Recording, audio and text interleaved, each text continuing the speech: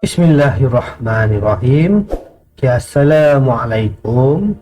Okey, kita berjumpa lagi dan kita akan masuk sebelum ni sesi PDPR sebelum ni kita dah tengok apa itu nilai pulangan pelaburan ataupun ROI. Kan, yang ini kita tengok lagi. Kita tengok yang itu dengan bahagian macam mana kita nak cari ROI. Kita juga nak cari dividen, share bonus, keuntungan modal kan. Masih ingat lagi? Okey, hari ni kita sambung lah. Jadi tengok bahagian mana saham. Hari ni kita tengok bahagian hartanah. So apakah itu hartanah? So pelaburan atas hartanah merupakan satu daripada pelaburan yang membawa pulangan dalam bentuk sewa dan keuntungan modal. Jika hartanah tersebut dijual, pemilik pelabur akan menerima keuntungan modal atau kerugian modal. Jenis hartanah yang biasa dibeli untuk pelaburan ialah tanah, rumah serta lot komersial seperti rumah kedai dan bangunan pejabat. Okey, maksudnya dia ni lah, selalu orang kata main hartanah tu.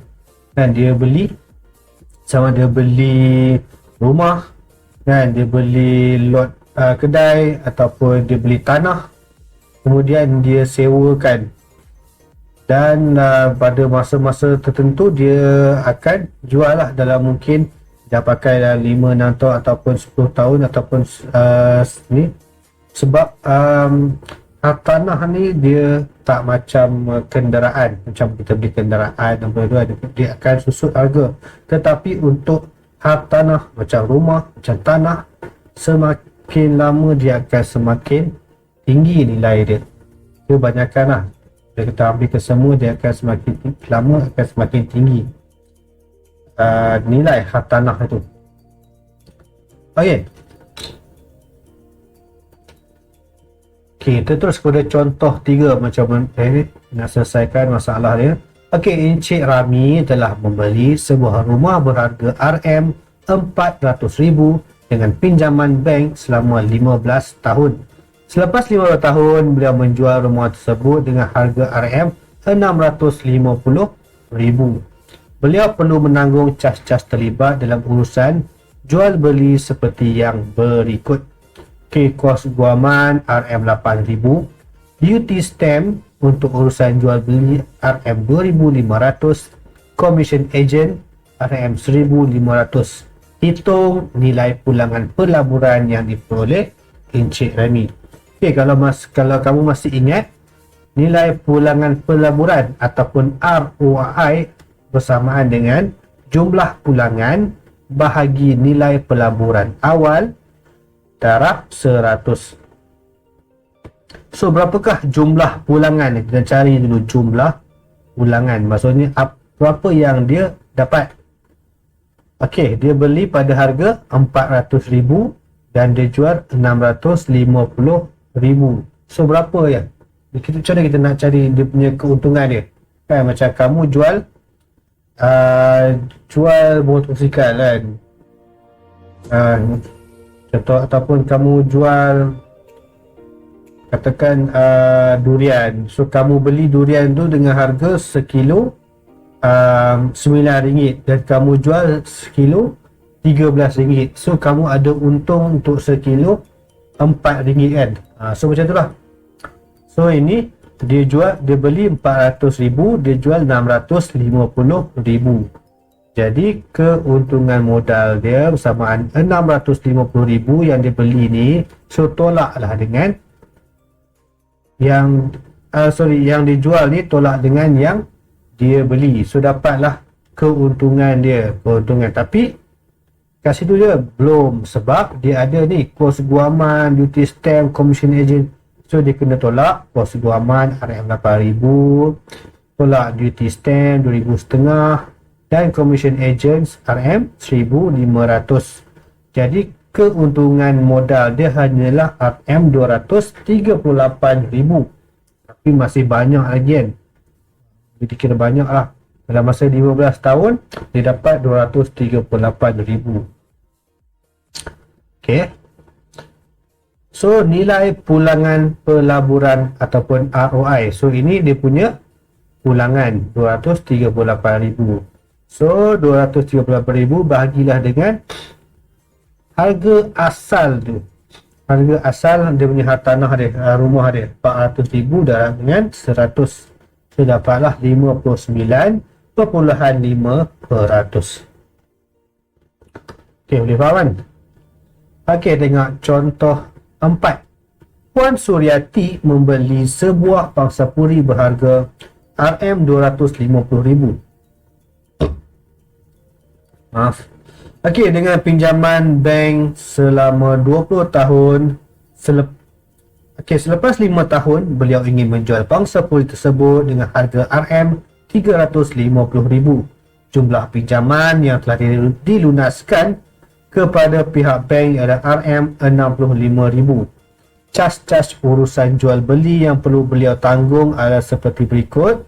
Kos guaman RM5,000, duty stamp untuk urusan jual beli RM1,500, commission agent RM1,500. Hitung nilai pulangan pelaburan yang mungkin diperoleh Puan Suryati. Okey, so kita pakai lah rumus ni. ROI sama dengan jumlah pulangan per nilai pelaburan awal darab 100%. So apakah jumlah pulangan dia? Macam tadi ya. So dia beli 250,000 dan dia jual 350,000. So kita tolak lah harga yang dia jual ni.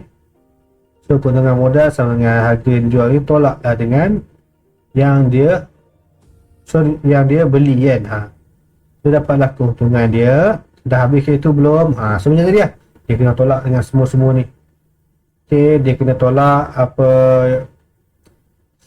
dia punya hutang dekat pinjaman dia yang masih berbaki dalam bank 65,000, kos guaman 5,000, duty stamp 1,500 dan juga commission agent 1,500. Jadi keuntungan modal dia RM27,000.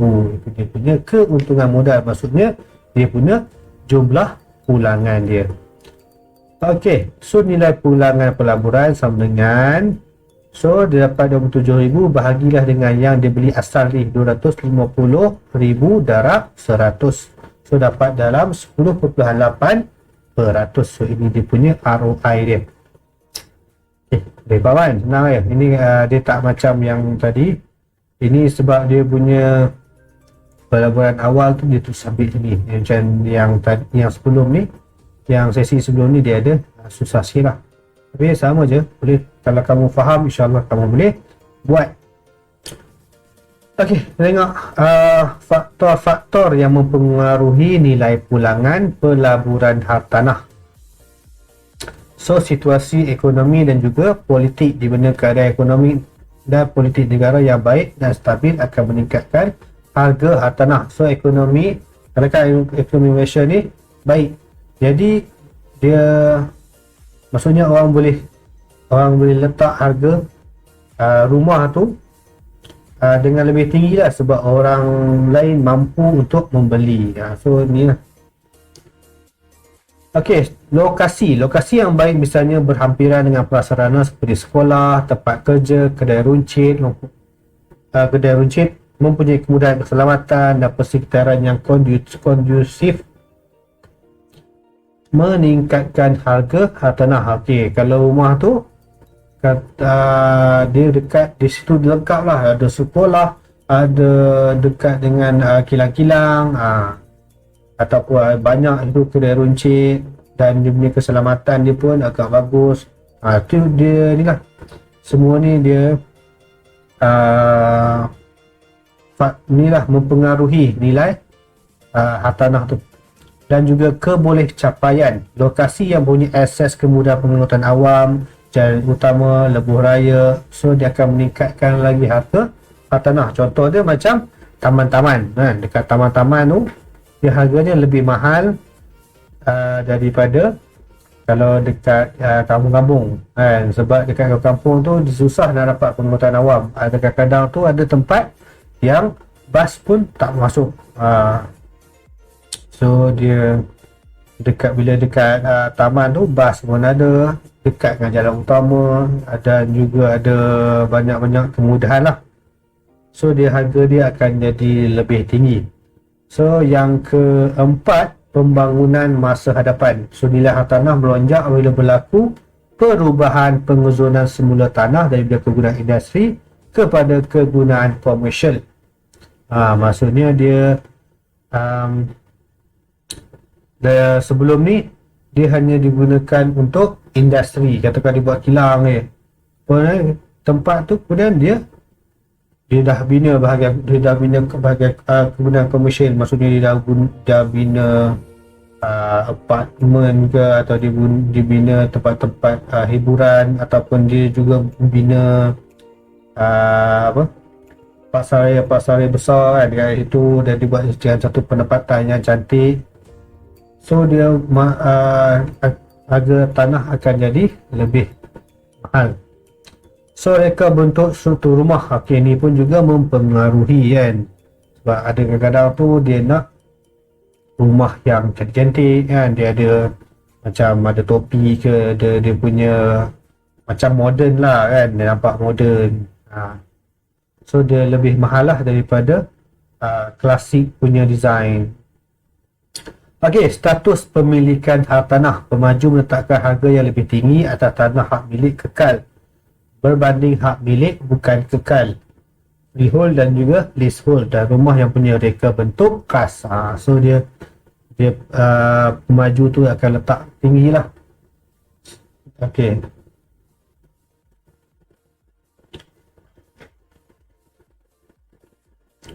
Okey, sekian saja kita punya PDPR kita pada kali ini. Semoga apa yang cikgu sampaikan ni bermanfaat kepada kamu semua. Okey, jika ada sebarang pertanyaan, sebarang masalah, boleh terus PM cikgu. Okey, cikgu dah siapkan tugasan dalam workbook kamu. Mohon siapkan, dan kehadiran ni bergantung kepada workbook kamu. Kalau kamu buat, adalah kehadiran walaupun kosong. Okay, tolong siapkan Okey, siapa yang belum subscribe tu mohon like, share dan subscribe Tolong bantu saya bantu kamu baliklah. Okey, akhir kata dari saya, don't decrease the goal, increase the effort. Maksudnya kamu jangan kurangkan kamu punya goal ni, maksudnya kamu nak capai dekat mana. Okay, kamu rasa kamu nak dapat A, tapi kamu buat tak boleh, buat latihan tak boleh. So janganlah kamu berhenti, tak apalah saya lulus pun jadilah. Okey, jangan macam tu. Kamu kena tambahkan usaha kamu supaya kamu boleh dapat A. Okay, sampai di sini dahulu. Fikir-fikirkan dan Assalamualaikum. Okay, sekian, terima kasih.